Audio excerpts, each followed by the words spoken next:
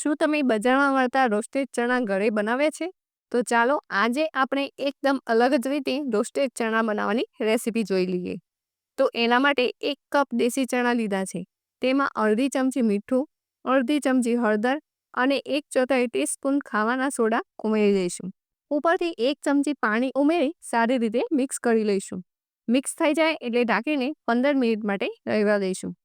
ચણા શેકવા માટે કઢાઈમાં મીઠું ઉમેરી દઈશું અને મીઠાને સારી રીતે ગરમ કરી લઈશું. તો અહીં મીઠું સારી રીતે ગરમ થઈ ગયું છે. તો હવે આપણે જે ચણા પલાળીને રાખ્યા છે તેમાંથી 1 ચમચી જેટલા ચણા મીઠામાં એડ કરી દઈશું અને આ રીતે સતત ચલાવતા જઈશું. 2 થી 3 મિનિટ પછી તમે જોઈ શકો છો ચણા ફૂટવા લાગ્યા છે. તો આ રીતે બધા ચણા શેકાઈ જાય એટલે આપણે તેને જાળામાં કાઢી લઈશું. તો અહીં તમે જોઈ શકો છો બજારમાં મળે એવા રોસ્ટેડ ચણા બનીને તૈયાર છે. એકવાર જરૂર ટ્રાય કરજો.